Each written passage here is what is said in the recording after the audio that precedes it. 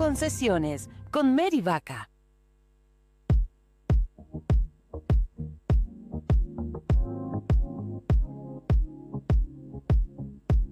Hola, ¿qué tal, amigas, amigos de Radio Fides? Bienvenidos, bienvenidas. Soy Mary Vaca y les voy a acompañar durante la siguiente hora con el programa Sin Concesiones. Como ustedes saben, en este espacio hablamos sobre temas de derechos humanos y también de justicia y de injusticias también. Me gusta agregarle porque más que todo tratamos ese tipo de historias en este programa porque creemos que hacen a un sistema judicial que viene con una profunda crisis en Bolivia.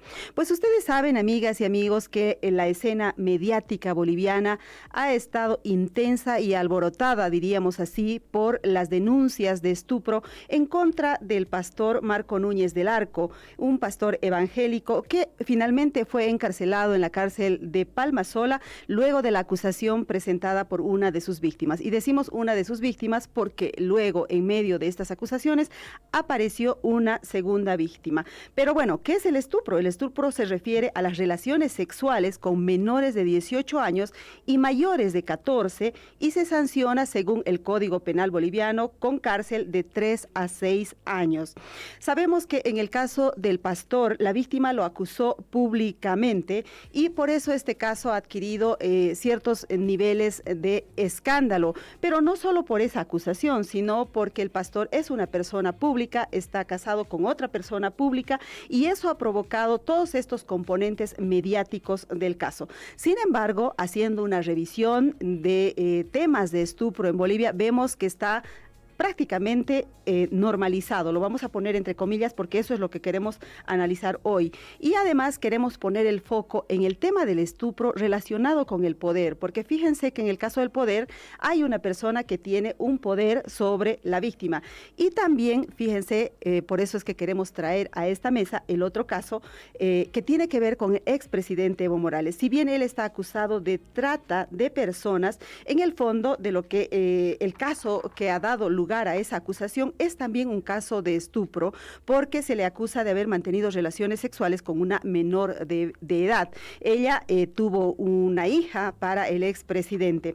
Bolivia, sin embargo, tengo que decirles también en este contexto que les estoy presentando, está conminada por la Corte Interamericana de Derechos Humanos a eliminar el estupro del Código Penal para que este acto se sancione como una violación. La violación, en el caso de Bolivia, se sanciona con penas que van de 15 a 20 años de cárcel e incluso puede haber agravantes.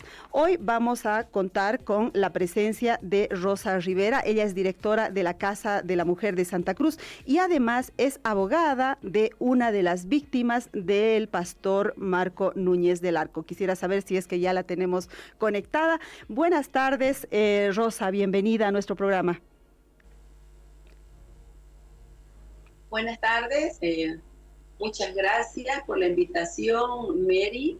Es un gusto de poder conversar en tu programa desde la ciudad de Santa Cruz como Casa de la Mujer. Gracias por la invitación. Rosa, usted está patrocinando desde el punto de vista social, obviamente, porque sabemos del trabajo de la Casa de la Mujer, a Vanessa, ya conocemos su nombre y por eso lo decimos aquí en el programa, que es la víctima del pastor. Sí, quisiera, Rosa. Sí, Mary, como Casa de... Adelante. Como Casa de la Mujer... ¿Se escucha? Se escucha. Adelante, por favor. Como Casa de la Mujer, sí, evidentemente, estamos patrocinando el caso. Quien solicitó apoyo de la institución ha sido la misma sobreviviente de la violencia, si bien en todos los documentos legales llamamos víctima, ¿no? La llamamos víctima a la persona que sufre un hecho de agresión sexual o cualquier tipo de violencia. Sin embargo, aquí la llamamos sobrevivientes de la violencia. ¿Por qué le damos ese nombre, Mary? Porque sabemos y todas y todos conocemos que cuando una mujer, una sobreviviente de la violencia sufre una agresión sexual o una violencia familiar, cualquiera de los tipos que esté dentro de la violencia de género, pues son mujeres que vienen callando por mucho tiempo. Son mujeres que tienen temor a denunciar, tienen miedo de constituirse a un lugar a denunciar por el temor, porque son amenazadas. Bueno, hay muchos motivos. Y es así que la sobreviviente de la violencia, cuando rompe el silencio, recién decide denunciar. Por eso es que nosotras como institución las llamamos sobrevivientes de la violencia médica. Perfecto, entendemos perfectamente la categorización que se hace. Rosa, quería preguntarle, ¿cómo se encuentra Vanessa? Nosotros la hemos visto a través de redes sociales muy afectada por esta situación y quisiéramos saber, uno, cómo se encuentra. El bienestar emocional me parece un tema central del que deberíamos hablar, pero también cuáles van a ser los pasos legales que ustedes van a seguir en adelante después del encarcelamiento del pastor. En este momento ya se ha llevado la audiencia de declaración informativa, la cual la mujer también está participando. Y después de la audiencia de declaración informativa se tiene que llevar a una audiencia cautelar para ver las medidas que puede determinar el cautelar. La denunciante, en este caso, ha solicitado y me dice cómo se encuentra muy afectada. ¿Por qué se encuentra afectada? Tanto por el sistema ya en el cual está ella, que hasta el momento ella decide denunciar, y cuando denuncia también es afectada por el sistema. No nos olvidemos que en el caso de Vanessa, se llegó a realizar un rechazo. Se tenía todos los elementos, las evidencias dentro de la investigación, la cual el Ministerio Público llega a realizar un rechazo de la denuncia. Es así que se ha tenido que hacer la objeción dentro de la denuncia. ¿Para qué? Para volver a reaperturar el caso.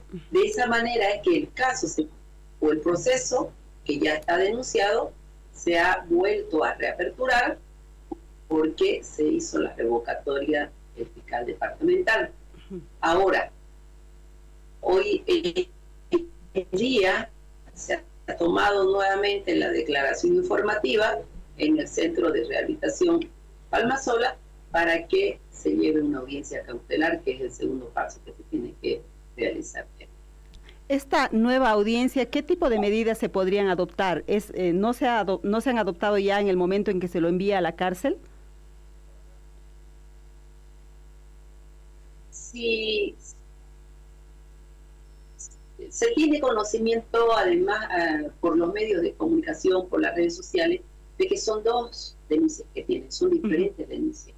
¿No? Una que ya se llevó a cabo y que ya se realizó la audiencia cautelar, con el cual esta audiencia cautelar, el juez cautelar o el juez de instrucción ordena por 180 días la detención preventiva, que sería en la denuncia de la otra sobreviviente de la violencia que se realizó. En el caso del segundo caso, que podemos llevar para no continuar diciendo nombre, en el segundo caso, como se ha revocado la resolución fiscal del Ministerio Público, entonces se está continuando con la misma y es ahí donde la audiencia se tiene que llevar la audiencia cautelar, que sería el segundo caso. ¿Cuándo va a ser?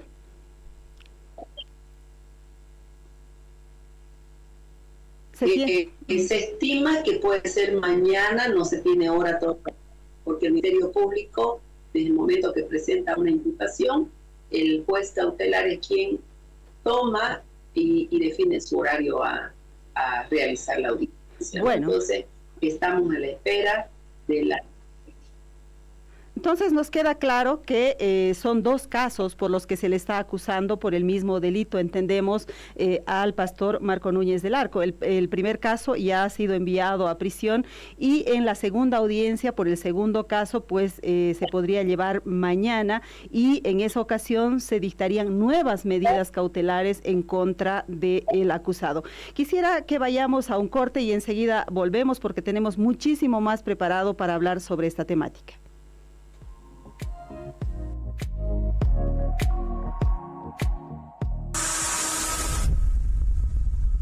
En una noche cualquiera, Juan esperaba el micro y decía... Cuando cae la tarde, la noticia sigue en movimiento y llega hasta ti. La Hora del País Vespertino resume los hechos que marcaron la jornada y te trae lo último en política, justicia, economía, sociedad y más. Con análisis, conexiones en vivo y la voz de nuestros periodistas desde todos los rincones del país. Gracias a la radio, televisión y streaming en nuestras redes sociales. El balance de lo que pasó y un adelanto de lo que viene para que termines tu día bien informado. La Hora del País Vespertino, de lunes a viernes a las 18 horas. Grupo Fides, la noticia hasta el cierre de la jornada. A mediodía, la información no se detiene. La Hora del País Meridiano te conecta con los hechos que marcan la jornada, el ritmo de la economía, acciones ciudadanas, decisiones políticas y el pulso ciudadano. Con despachos en directo, testimonios de cada región y la mirada de nuestros periodistas, vivirás la noticia como nunca antes. Porque la actualidad no espera, ahora también se escucha y se ve. Acompáñanos desde la radio, televisión y streaming en nuestras redes sociales. De lunes a viernes a las 12 del mediodía con Gabriela Pérez. La Hora del País Meridiano. La noticia en tiempo real. Estés donde estés. Al Rojo Vivo Radio. Al Rojo Vivo Radio. La mejor propuesta del día llega lunes a viernes a partir de las 20 horas. 20 horas. Todas las noches por Radio Fides. Roger Veneros, junto al equipo más entretenido, te traen una propuesta diferente. Al Rojo Vivo Radio. Al Rojo Vivo Radio. De 20 a 22 horas. Lunes a viernes.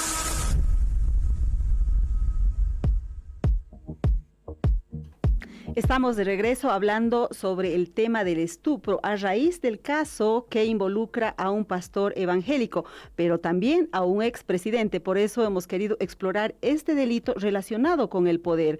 Y justamente de eso quiero preguntarle a Rosa Rivera. Ella es directora de la Casa de la Mujer de Santa Cruz, la institución que está apoyando a una de las víctimas en el caso que acabamos de mencionar. Quisiéramos preguntarle, Rosa, ¿cuánto tiene que ver el poder con el estupro?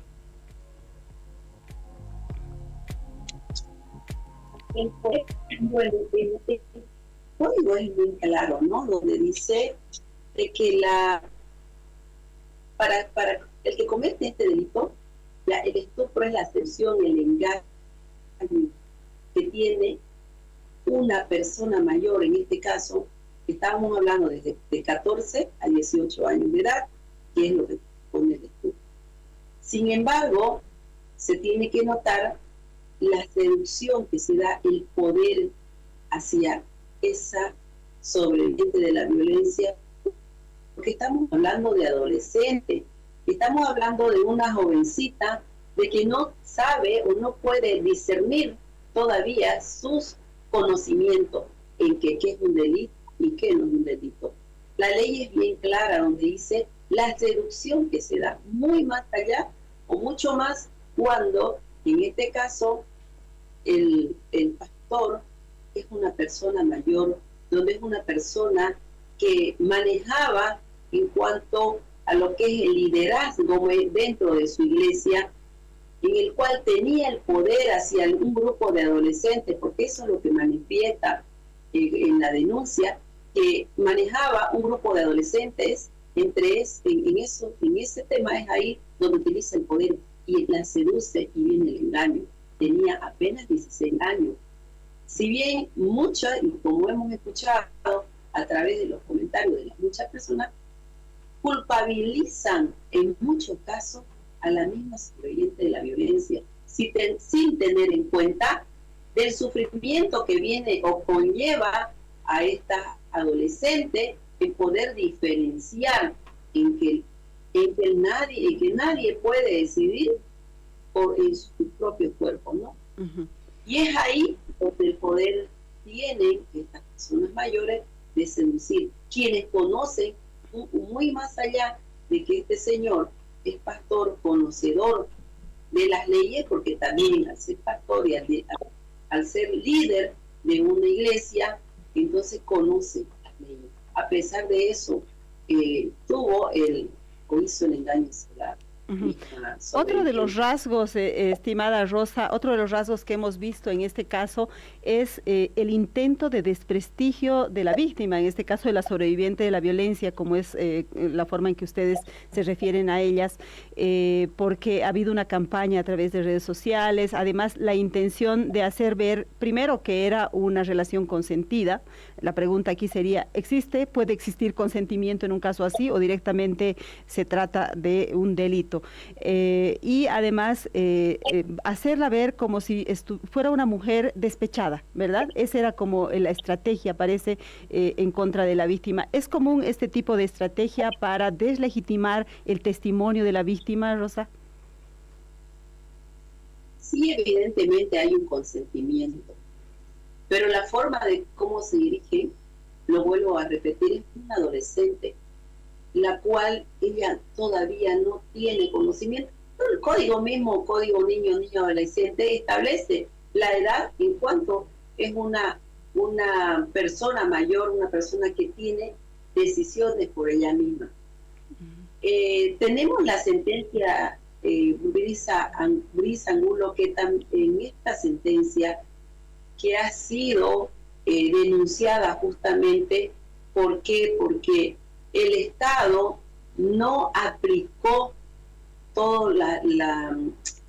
no aplicó los instrumentos internacionales que se debe aplicar en cuanto a la violencia de género en esta sentencia constitucional, donde obliga la Corte Interamericana de Derechos Humanos a Bolivia a que aplique lo que es el estupro, y que el estupro se tiene que se tiene que tomar como una violación. Así es. Por la edad por la misma edad de la sobreviviente de la violencia, las que no tienen una decisión por ella sola. Sí, el engaño se da, ¿no? El engaño se da, pero hay un engaño, hay un consentimiento que se da a través del engaño de una persona mayor, una persona que tiene poder, una persona que maneja sus conocimientos para poder seducir a las adolescentes, y que todavía en este caso son menores de edad. Y en esta sentencia constitucional. Rosa Rivera, la directora de la Casa de la Mujer, se está refiriendo al caso de Brisa de Angulo Lozada, un caso emblemático no solamente para Bolivia, sino para toda la región. Recordemos que ese caso lo hemos tratado en un anterior programa, pero les pongo en contexto para aquellos que no lo han estado siguiendo. Se trata de una ciudadana colombiana que vivía en Bolivia y que aquí en Bolivia ha sido violada por su primo, mucho mayor que ella. El caso aquí en Bolivia se trató como un estupro, pero al no encontrar justicia en el sistema boliviano, ella, Brisa de Angulo Lozada, recurrió al Sistema Interamericano de Derechos Humanos, primero a la Comisión y luego a la Corte IDH para pedir justicia. La Corte se ha pronunciado ya sobre este caso y evidentemente una de las resoluciones de la Corte es que Bolivia haga cambios a su legislación y concretamente al Código Penal para que el estupro deje de existir como tal y se convierta en el delito simplemente de violación. ¿Cuáles serían las consecuencias de que eso suceda, Rosa, tomando en cuenta que hemos estado notando que el estupro es muy frecuente, ¿no? Se da en todos los niveles, por lo que hemos visto. ¿Cuál sería el efecto que se tenga, el hecho de que se tenga un código penal donde se sancione simplemente como una violación, que ya no exista el estupro como tal? Bueno, aquí se tiene que modificar pues, el Código Penal, ¿no? Porque en el Código Penal establece de que sí, el estupro, y se tiene una sanción. Se tendría que abrogar este artículo y que se abrogue lo que es el estupro para que vaya como violación.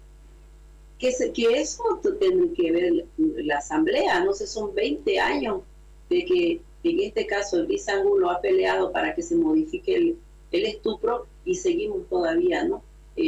Con el mismo delito tipificado como estupro, no se ha tomado en cuenta, y las autoridades que recientemente han tomado pues en estas elecciones el poder, como se tiene que tomar nuevamente en cuenta, ¿no? Para la modificación del Código Penal en cuanto al delito de estupro. Así es. Ustedes que trabajan con víctimas allá en Santa Cruz, ¿qué tan frecuente es el tema del estupro en la cultura boliviana, se podría decir, si le podríamos llamar de esa manera? ¿No me está escuchando, creo? ¿Rosa? ¿Rosa me escucha? Entrecortado se está escuchando. Nos está escuchando entrecortado. Entonces vamos a hacer una cosa, vamos a una breve pausa y enseguida volvemos porque tenemos más entrevistadas y además temática para abordar sobre el tema que estamos abordando hoy día, que es el estupro. Adelante.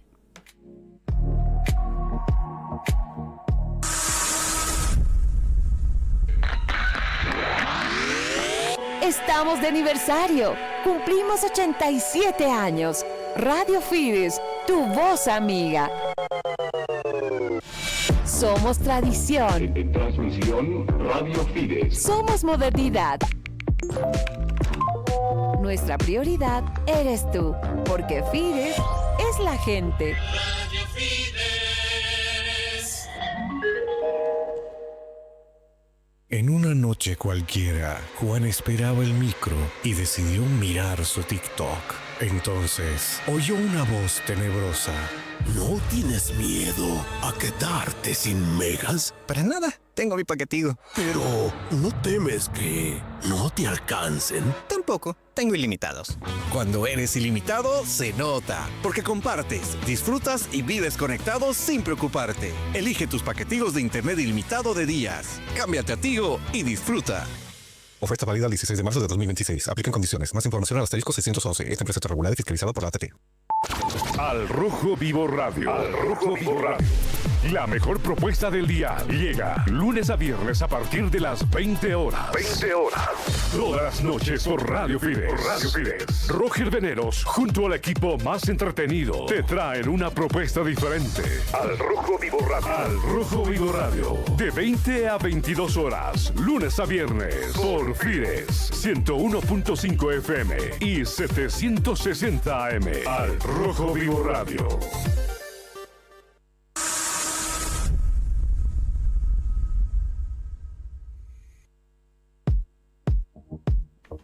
Estamos de regreso y está con nosotros aquí en la cabina de Radio Fides la viceministra de Igualdad de Oportunidades, Jessica Echeverría. Bienvenida, viceministra, buenas tardes.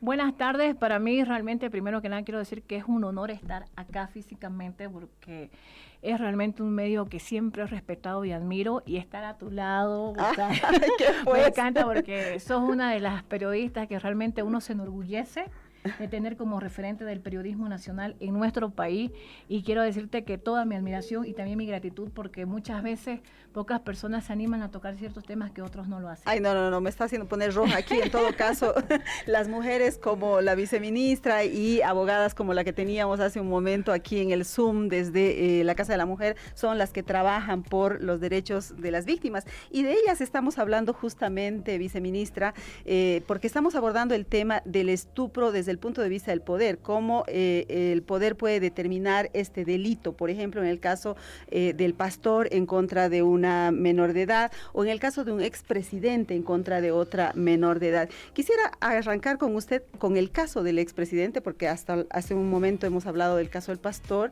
Quisiera preguntarle, ¿en qué está el caso del expresidente Evo Morales? Si bien él está acusado de trata de personas, en el fondo es un tema de estupro, ¿verdad?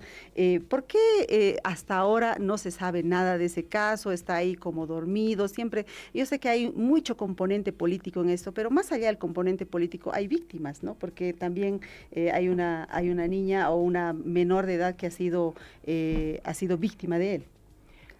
Mire, yo le voy a decir algo muy honestamente. Nosotros no podemos ser un viceministerio de Igualdad y Oportunidades si dejamos una deuda pendiente. Y es el caso específicamente de la impunidad con lo cual se ha cometido estos delitos. ¿Por qué? Porque pareciera que cuando se habla de una figura religiosa, está el tema de no mencionar el fanatismo religioso y el poder que hay detrás de él. Lo mismo si se hablara tal vez de alguien que fuera un empresario, el poder económico. Pero en el caso, por ejemplo, de Evo Morales, ha existido un poder político que ha encubierto y no lo podemos negar. Y lo que yo lamento muchas veces es que percibo que muchos actores políticos no quieren hablar del tema. Es como que si le tuvieran miedo a Evo, hablar de que se tiene que ejecutar la orden de aprehensión, hablar de qué es lo que sucedió con Cindy Saray, con Emil, y eso no es correcto, no le hace bien al país. No le hace bien al país porque si se replica impunidad, es decirle prácticamente a los agresores que no va a pasar nada si tocan a un adolescente. Entonces, hay una situación que no se puede negar, hay un nombre que el país tiene que saber por qué esta víctima se va, que es Cindy Saray, una menor que es una niña. Entonces, el país merece respuesta y la justicia tiene que accionar. Y nosotros como Viceministerio de Igualdad de Oportunidades tenemos el compromiso con todo el país y sobre todo con nuestras adolescentes, no solamente decir la frase, sino que realmente se cumpla de que nunca más impunidad.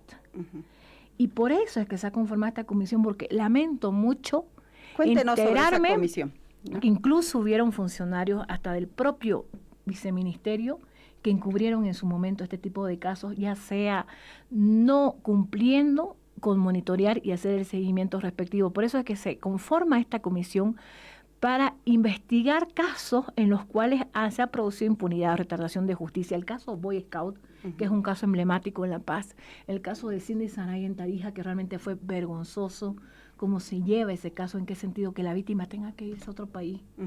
Imagínense que nosotros como Estado no podamos garantizar a las víctimas el poder. ¿Está confirmado que ella está refugiada en Argentina, como se dijo? En esa situación nosotros aún, digamos, estamos viendo ciertas situaciones para poder tener información más precisa respecto a este caso. Por eso es que también junto con el presidente de la comisión, que es el diputado Manolo Rojas, vamos a viajar, ¿no?, a Tarija. A Tarija, ya. Sin embargo, yo entiendo la indignación de Jessica Echeverría como activista, como exfiscal, como abogada, pero tratándose ya de la viceministra, se podría decir que el balón está en la cancha de las autoridades ahora para tomar acciones, ¿no? Tomando en cuenta que ya hay orden de aprehensión, ya la justicia ha hecho su parte. Ahora me parece que el tema tiene que ver con el órgano ejecutivo. ¿Hay alguna decisión política de parte del órgano ejecutivo de hacer algo respecto a Evo Morales o de no hacer nada, tomando en cuenta, digamos, que el poder social que pueda tener, la reacción de sus bases? ¿Han considerado ese tema ustedes para no actuar en torno a la figura de Evo Morales? Es que ningún poder social puede estar por encima de la justicia, y menos aún el fanatismo político. No puede estar por encima de la justicia. Y el accionar y la actuación que se tiene de parte del gobierno es que se tiene que obtener justicia en este y en todos los casos donde existan adolescentes involucradas. No se puede replicar impunidad, y este es un caso en el cual también todo el país está exigiendo respuesta, y es la respuesta que nosotros se la tenemos que dar. Desde el viceministerio, para mí es un reto. ¿En qué sentido? Es un reto en que se tiene que cumplir el accionar concreto dentro de este proceso, no solamente ejecutar la orden de aprehensión, sino también los otros actos que se tienen aún que realizar. Pero aún más que todo, el de poder, digamos, llegar a la víctima y el poder decirle a la víctima, y que aprovecho porque es primera vez que voy a hablar esto de sus medios, de decirle a través incluso de este medio de comunicación que nosotros queremos comunicarnos con ella y que queremos decirle que no está sola. Queremos saber los pormenores, en qué sentido, por qué ella se va del país, quién la amenaza, de quiénes recibió amenaza, qué es lo que sucedió, porque esto no puede volver a suceder. De parte de lo que viene a ser el presidente, de parte del gobierno, hay la postura clara de defensa a las víctimas de violencia sexual, niñas, adolescentes y mujeres. Entonces la estrategia es ir primero a acercarse a la víctima, hablar con ella. No se trata de una estrategia, se trata de que tenemos que conocer hay un camino para seguir. O sea, no sería una estrategia, sino simplemente decirle a la víctima, acá estamos, qué sucedió, qué pasó, porque esto no se puede volver a repetir en Bolivia. Ahora, esa víctima ya ha sido víctima no solamente del abusador, ¿no? Sino del sistema político. Primero del gobierno de Evo Morales, luego del gobierno de Luis Arce. No sé, ¿realmente hace falta ir detrás de ella? ¿No hay que ir detrás de él, de Evo Morales? Lo que sucede es que, a ver, un momento, lo vuelvo a repetir, la orden de aprehensión tiene que ser ejecutada y Evo Morales tiene que responder ante la justicia por el delito cometido. Número uno, con el ministro de Gobierno para que la ejecute. Número uno. Número dos, ¿ya? El llegar a la víctima es decirle, el Estado está acá. El Estado te protege. ¿Qué sucedió? ¿Qué pasó? ¿Por qué toma la decisión? Porque también eso es importante conocer. ¿Por qué ella decide irse? ¿Quién la amenaza? ¿Quién la amedrenta? Entonces envía una carta el 31 de diciembre, que es su testimonio de ella. Entonces hay que conocer en qué sentido todas las situaciones, irregularidades y vulneraciones de derechos que se cometieron. Y otra cosita que usted acaba de decir es que ha habido funcionarios dentro de su propio viceministerio que protegían al expresidente. De gestiones pasadas, aclarando. ¿Cuál era esa estructura? ¿Qué hacían para protegerlo? Todo eso es el trabajo que se va a realizar para poder, a través de conclusiones, emitir un informe final, y también si hay situaciones en las cuales haya existido un incumplimiento de deberes, obviamente se tiene que derivar de manera inmediata al Ministerio Público, porque una persona que es funcionario dentro del sistema de protección de víctimas tiene que proteger a quién, a la víctima, no al agresor. Y eso es algo que tiene que quedar bien claro. Entiendo. Bueno, está también con nosotros, de hecho estábamos hablando con ella antes de que llegue la viceministra, está con nosotras Rosa Rivera, ella es directora de la Casa de la Mujer. Rosa, estamos ahora nuevamente en comunicación. ¿Qué opinas sobre este tema que acabamos de abordar? Bueno, decíamos estupro desde la perspectiva del poder, hemos hablado del caso del pastor, estamos ahora con el caso de Evo Morales. ¿Qué opina usted sobre el accionar general en torno al caso de Evo Morales? No, se salió. Bueno, ya no hay problema. Vamos a ir a una breve pausa y enseguida volvemos porque vamos a continuar hablando con la viceministra Echeverría.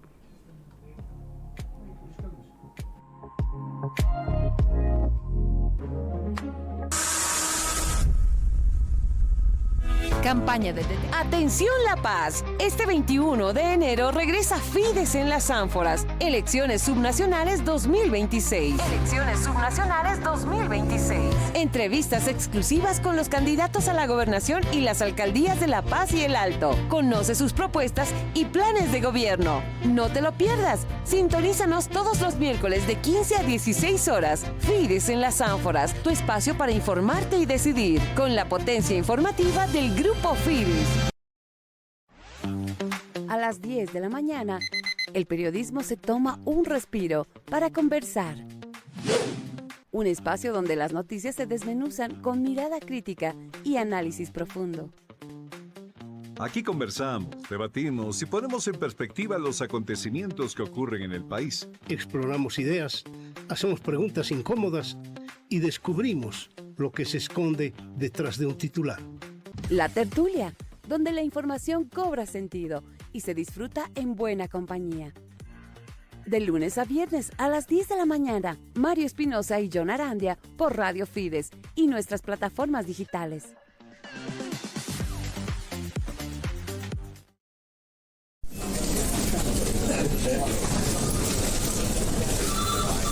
Por la mañana la información no se detiene. Cada minuto cuenta y cada noticia importa en AM. Últimas noticias de coyuntura, entrevistas clave y el comentario oportuno. Investigación que revela lo que los otros no muestran y el análisis que se necesita para entender lo que pasa en el país. Antes del mediodía con John Arandia, de lunes a viernes a partir de las 10:30, porque entender el país.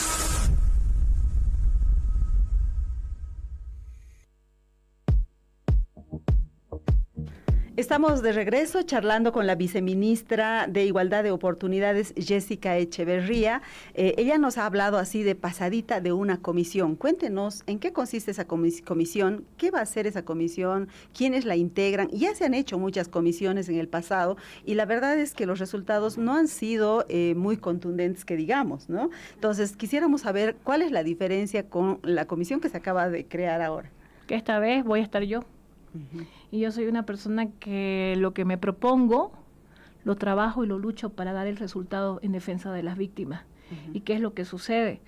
Que nosotros no podemos seguir replicando casos como el que sucedió con los Boy Scouts, que hasta ahora no está la sentencia ejecutoriada, que ha sucedido en el Departamento de La Paz. Está el caso de Cochabamba, que se conoce, de 30 menores que fueron víctimas de abuso sexual, y se pedía la extradición de un sacerdote y Uruguay no lo entrega porque prescribe el delito en Uruguay. Está el caso de Evo Morales, precisamente el de Cindy Saray en Tarija, y también otro caso que se tiene que indagar y no puede quedar solamente, como quien dice, suelto, es también lo que sucedió el año 2020 con la denuncia de Noemí, la otra víctima. Entonces, ¿qué estamos hablando? ¿Qué es la diferencia, por ejemplo, con los otros casos? Que cuando hablas de Evo Morales no hablas de una sola víctima, también está Noemí. Entonces, el 2020, cuando se conoce esta denuncia, se manejó de tal mala forma, no se cumplió con los procedimientos, que es lo que vuelvo a insistir, estos casos no tienen que politizarse, tienen que trabajarse y actuarse de manera objetiva, cumpliendo siempre el rol de protección a la víctima. Y lo vuelvo a decir, la diferencia, por ejemplo, que en el Cindy Saray también hay una niña, que tiene que tener la doble protección reforzada del Estado, y por eso es que a mí ese caso me preocupa. Y es un caso en el cual, vuelvo a insistir, el país merece una respuesta y una señal clara, y se la vamos a dar. Desde que este gobierno no se va a tolerar ni encubrir a estupradores. Ahora, usted acaba de mencionar 4 o 5 casos, pero ¿esta comisión se va a abocar solo a eso o van a ser cuántos? ¿Cuál va a ser el filtro? ¿De qué casos se va a ocupar o solamente de esos casos? Mire, esta comisión lo que quiere es detectar cuáles fueron las fallas dentro del sistema de administración de justicia para que no se vuelva a repetir. Los rechazos de denuncia, los actos de investigación que no se pudieron realizar, el tema de los juicios tan largos, cómo fueron, las víctimas tuvieron, digamos, una defensa adecuada, no se pudo recopilar el testimonio de todas las víctimas, todo esto para que no vuelva nunca más el Estado boliviano a repetir. Yo cuando venía estaba escuchando atentamente la entrevista con la directora de Casa de la Mujer, a quien le mando un saludo, y usted mencionaba, por ejemplo, el caso de Brice Angulo. Y nosotros ya estamos contra reloj como Estado porque tenemos que cumplir con la recomendación de la CIDH precisamente de eliminar el estupro, porque es una relativización y una minimización cuando se habla de adolescentes, decir de que solamente, claro, es menos porque hubo un consentimiento. No, eso no existe. Se tiene que eliminar y se tiene que tipificar y sancionar como violación. Y en eso ya estamos trabajando también desde el viceministerio. Vamos a hablar sobre el tema ese que me parece central, porque es una recomendación, no es una recomendación, es una resolución, ya una sentencia de la Corte IDH. Pero antes quisiera que me termine de explicar el tema de la comisión. No estoy entendiendo. ¿Quiénes conforman esa comisión? El Viceministerio de Igualdad y Oportunidades conforma también lo que viene a ser la Dirección de Trata del Viceministerio de Transparencia, y también lo conforma la Comisión de Justicia de la Cámara de Diputados. Ya, o sea, todos son, digamos, que del órgano ejecutivo y del órgano legislativo y órgano ejecutivo. ¿Y no sería interesante, importante convocar, por ejemplo, organizaciones de la sociedad civil que trabajan con víctimas, tema de derechos de las mujeres? Lo que pasa es que cuando hicimos el lanzamiento hemos convocado y han estado presentes. Ya. Incluso también. ¿Pero integran la comisión como tal o solo fueron a conocer el lanzamiento? No, o sea, están acompañando lo que va a ser este trabajo y este proceso. ¿Hay un plazo para la actuación de esta comisión? ¿Hay un corte también de qué año hasta qué año, por ejemplo? No, tampoco no es que nos vamos a tardar 6 meses, tampoco no, porque, o sea, en algo que yo quiero, digamos, especificar y que se deje claro, yo comprendo que también cuando dicen comisiones, la gente dice, ay, exacto, no. Es una forma de tirar para adelante el tema. Claro, porque digamos, justo, por ejemplo, y cuando teníamos una reunión para hablar precisamente el trabajo que se está haciendo con la Procuraduría para la eliminación del estupro y el cumplimiento de lo que viene a ser la sentencia de Brice Angulo, estábamos recordando que cuando estalla el caso del padre Pica se conforma una famosa comisión de la verdad, o sea, acuerda que hablaban, ¿no? Y de ahí no se supo más, entonces no queremos eso tampoco, ¿no? Entonces tiene que ser un trabajo en el cual se detecta a través de la fiscalización de los parlamentarios y el acompañamiento del viceministerio dónde estuvo la falla para que no obtengan justicia las víctimas. Entiendo. Bueno, estamos charlando con la viceministra Jessica Echeverría, vamos a ir a una breve pausa y enseguida volvemos porque tenemos varios temas que abordar con ella.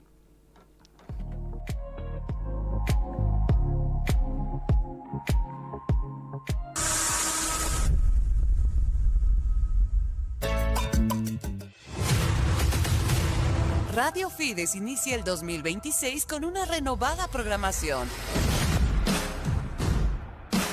Durante la tarde y la noche encontrarás nuevos programas con amenidad, análisis, reflexión y más información.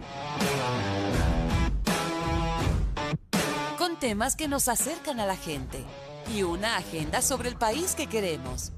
Porque Fides es la gente y te acompaña día a día.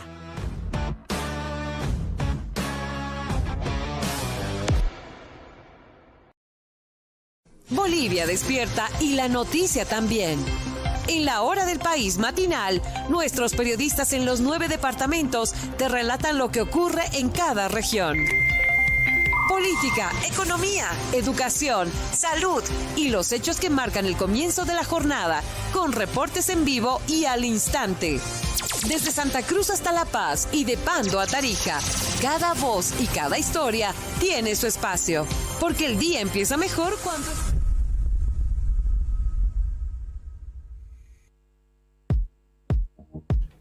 Estamos de regreso hablando con la viceministra Jessica Echeverría sobre el tema del estupro. Empezamos hablando porque es un tema que ha estado en la escena mediática boliviana a raíz de la detención de un pastor evangélico.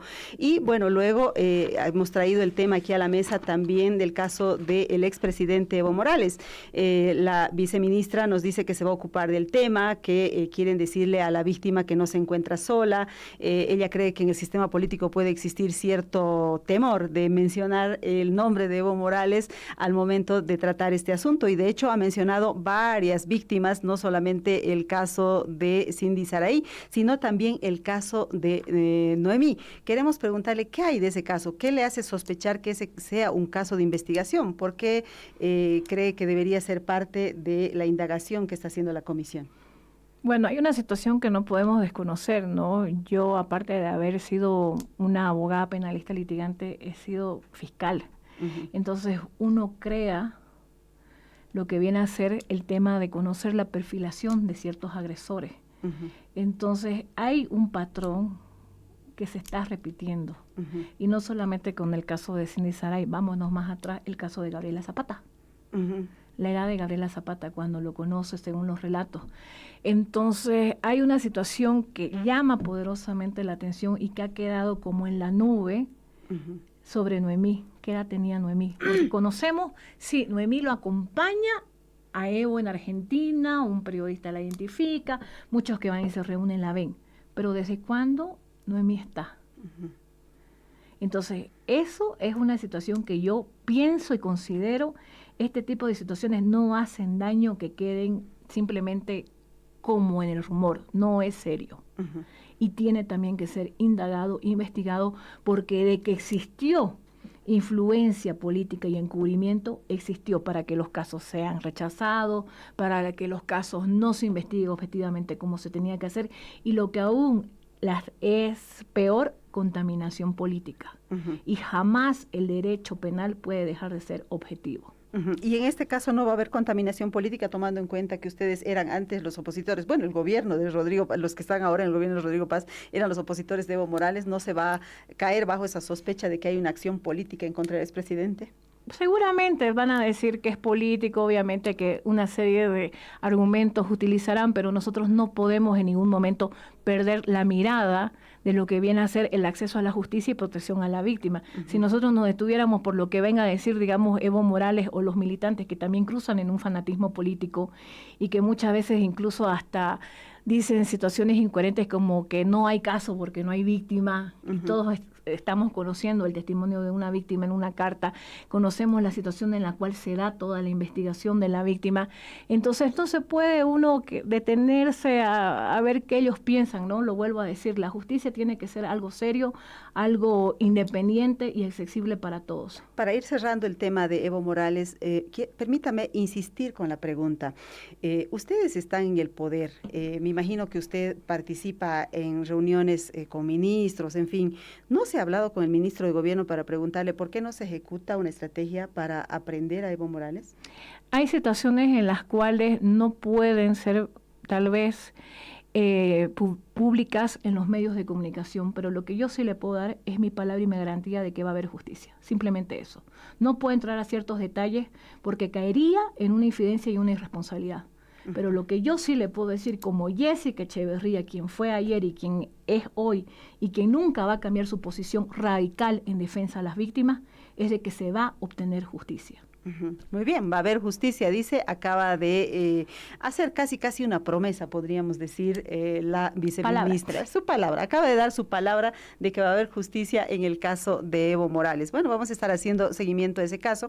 Ella también ha tratado el caso de Brisa de Angulo Lozada, lo hemos explicado aquí en el programa de qué se trata, y evidentemente hay una sentencia de la Corte IDH que obliga al Estado boliviano a hacer cambios en la legislación para eliminar el estupro del Código Penal. Queremos saber qué tan avanzado está ese tema. Sabemos que se ha presentado un proyecto de ley, un nuevo proyecto de ley en la Asamblea Legislativa y queremos saber si es que va a merecer el impulso del Ejecutivo, cuándo se va a aprobar, en fin, porque en toda la anterior legislatura no se aprobó.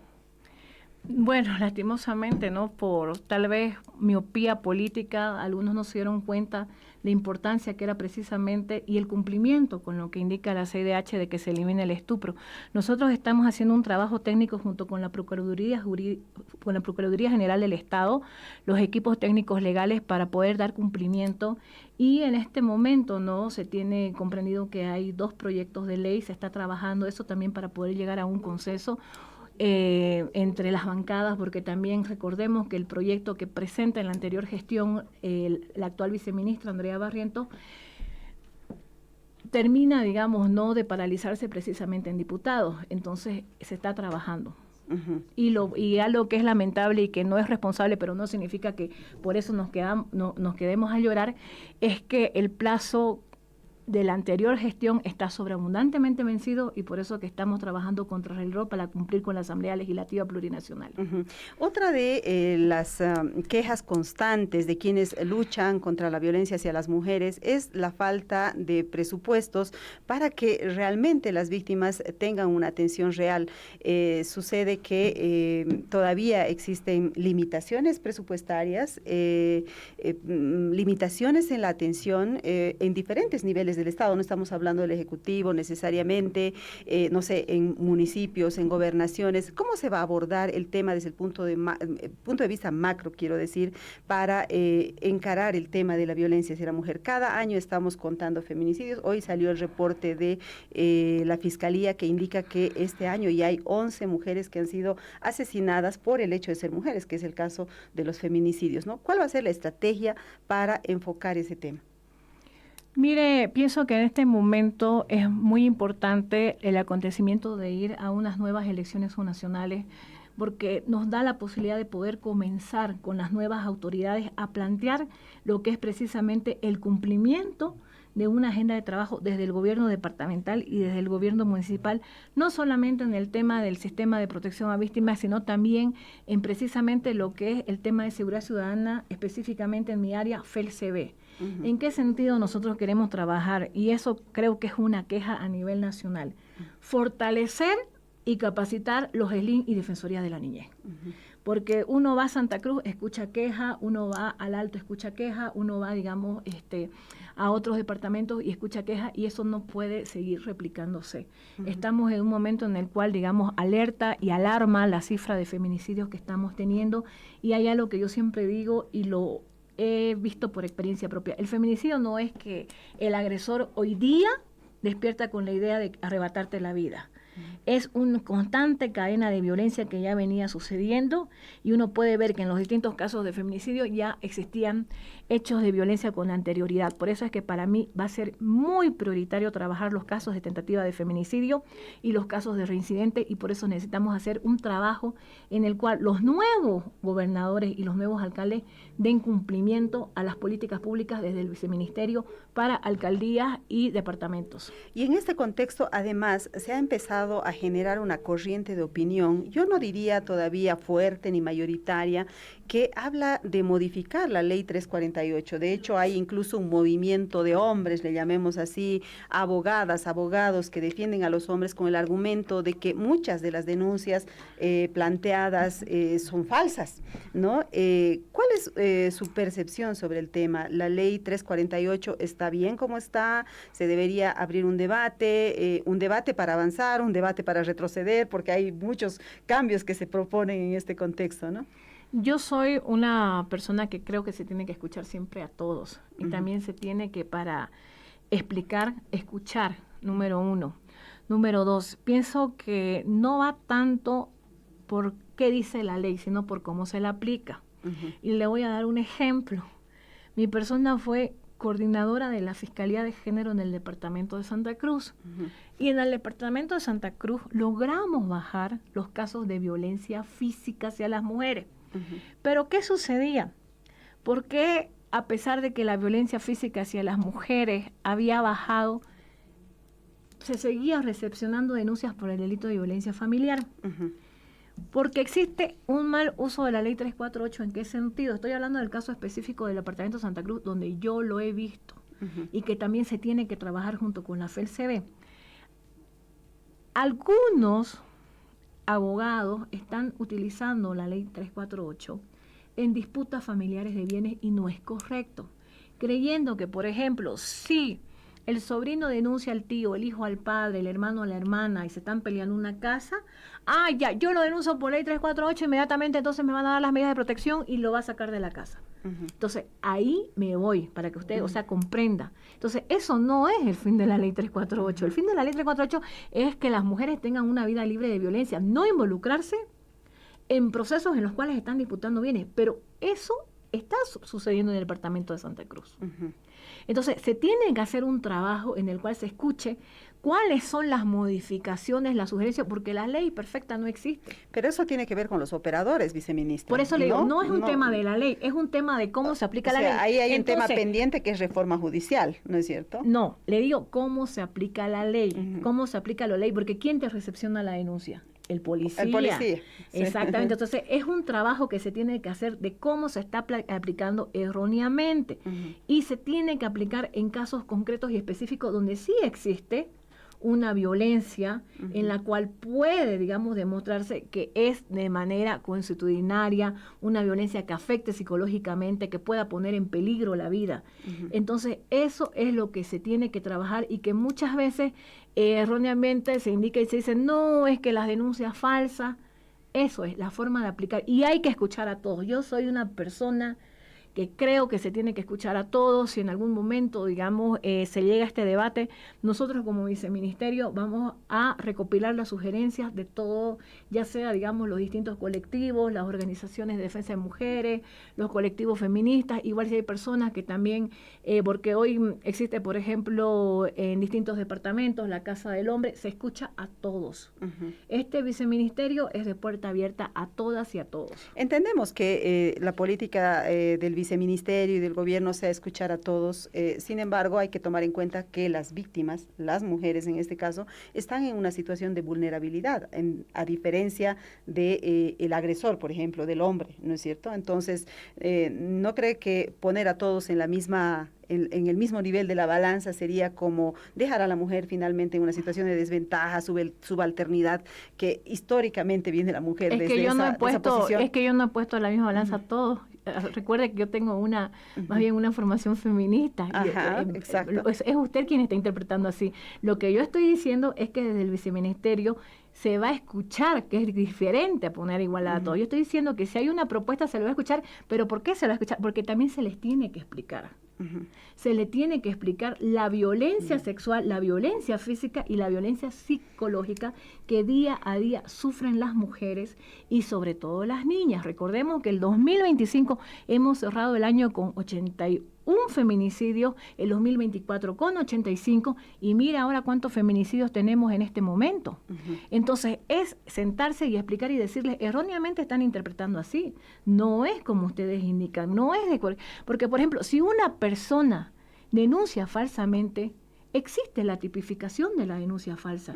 Si una persona utiliza la ley 348 para extorsión, que vayan tranquilamente y lo denuncien por el delito de extorsión que está tipificado, pero querer, digamos, repetir e imponer, como decir, por ejemplo, entonces se va a eliminar lo que viene a ser el delito de falsedad ideológica porque alguien me hizo una denuncia falsa, no es tampoco correcto.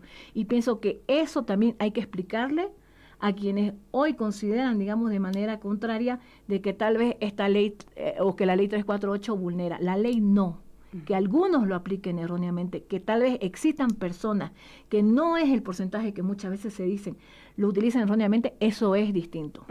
La ley ya tiene una aplicación de más de 10 años y estamos hablando, según las estadísticas no oficiales, porque no existe una estadística oficial, de más de 1.200 casos de feminicidio desde la aplicación de la ley, desde el año 2013. ¿Qué se puede hacer frente a esto? Ya la ley se ha aplicado durante una década, entonces se puede ya hacer una evaluación al respecto. ¿Qué está faltando para que esta ley sea más efectiva? Usted habla de la forma de su aplicación, pero eso está llevando más bien a una distorsión, ¿verdad? ¿Qué se puede hacer para encarar esta problemática con un tema de fondo, con un tema estructural? Especialización. El gran problema en este país es que no se cumple con la especialidad y especialización de quienes deben componer el sistema de protección a la víctima. La FELCB te siguen rotando.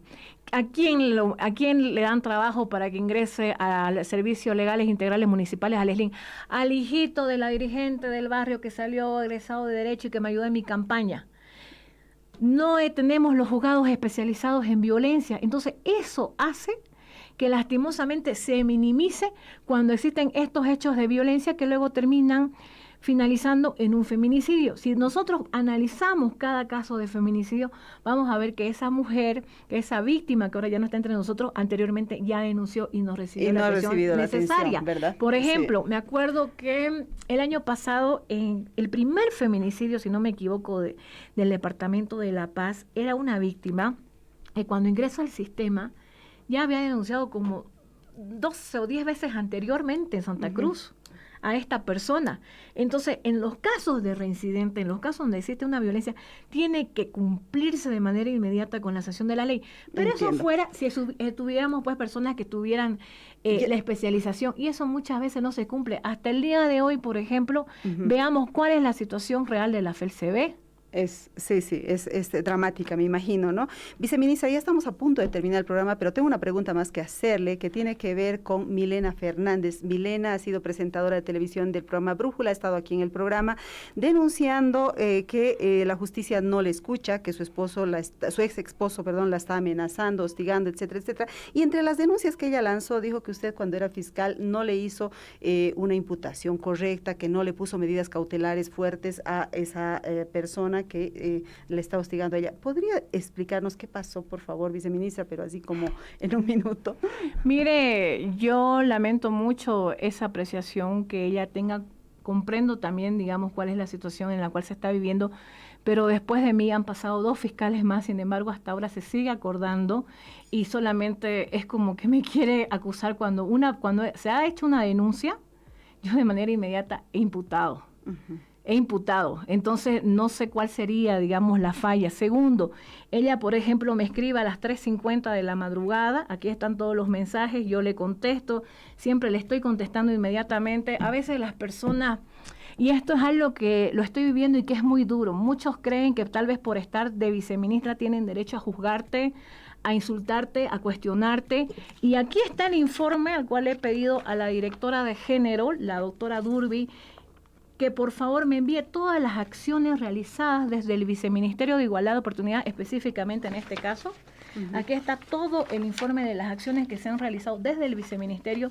Algunas personas creen, digamos, que nosotros como viceministros o tenemos que llamar inmediatamente al juez, llamar inmediatamente al fiscal. Sin embargo, como están en los mensajes, yo le he escrito a ella que eso no es una situación que a mí me corresponde, porque si ya hay una imputación que ha sido realizada por una persona que fue fiscal, después, o sea, 2 fiscales más han pasado, pero me atacan a mí, ¿ya?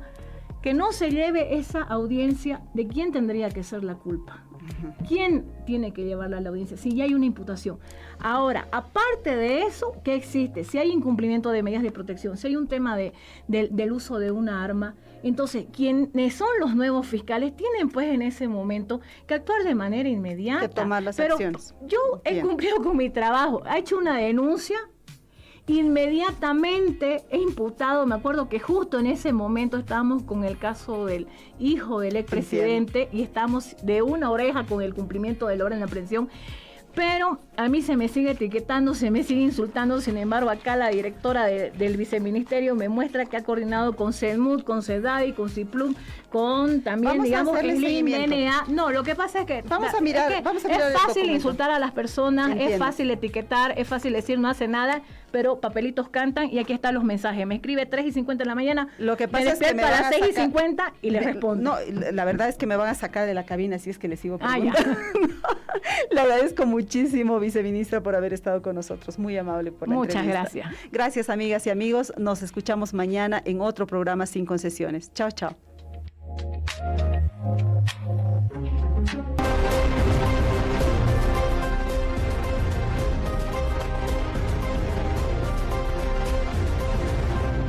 Sin Concesiones, con Mary Vaca. Esta es una radioemisora afiliada a Asbora. A mediodía, la información no se detiene. La hora del país meridiano te conecta con los hechos que marcan la jornada. El ritmo de la economía, acciones ciudadanas, decisiones políticas y el pulso ciudadano. Con despachos en directo, testimonios de cada región y la mirada de nuestros periodistas, vivirás la noticia como nunca antes. Porque la actualidad no espera, ahora también se escucha y se ve. Acompáñanos desde la radio, televisión y streaming en nuestras redes sociales. De lunes a viernes a las 12 del mediodía con Gabriela Pérez. La hora del país meridiano. La noticia en tiempo real. Estés donde... Cuando cae la tarde, la noticia sigue en movimiento y llega hasta ti. La hora del país vespertino resume los hechos que marcaron la jornada y te trae lo último en política, justicia, economía, sociedad y más. Con análisis, conexiones en vivo y la voz de nuestros periodistas desde todos los rincones del país. Gracias a la radio, televisión y streaming en nuestras redes sociales. El balance de lo que pasó y un adelanto de lo que viene para que termines tu día bien informado. La hora del país vespertino, de lunes a viernes a las 18 horas. Grupo Fides, la noticia hasta el cierre de la jornada. A las 10 de la mañana, el periodismo se toma un respiro para conversar. Un espacio donde las noticias se desmenuzan con mirada crítica y análisis profundo. Aquí conversamos, debatimos y ponemos en perspectiva los acontecimientos que ocurren en el país. Exploramos ideas, hacemos preguntas incómodas y descubrimos lo que se esconde detrás de un titular. La tertulia, donde la información cobra sentido y se disfruta en buena compañía. De lunes a viernes a las 10 de la mañana, Mario Espinosa y John Arandia por Radio Fides y nuestras plataformas digitales.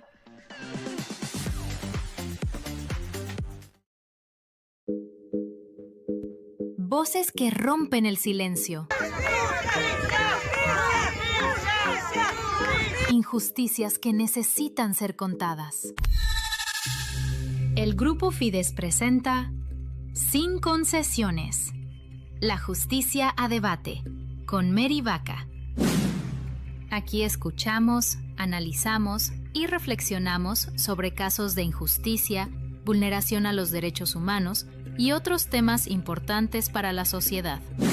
Acompáñanos de lunes a viernes a partir de las 4 de la tarde por Radio Fides y nuestras redes sociales.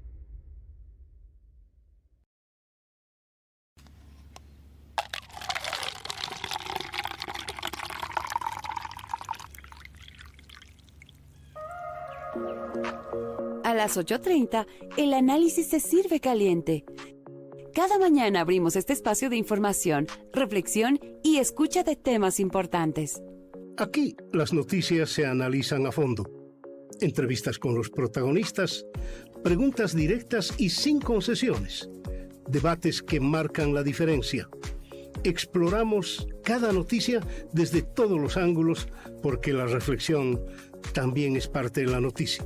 El Café de la Mañana con Mario Espinosa, tu cita diaria con la información y el análisis reflexivo.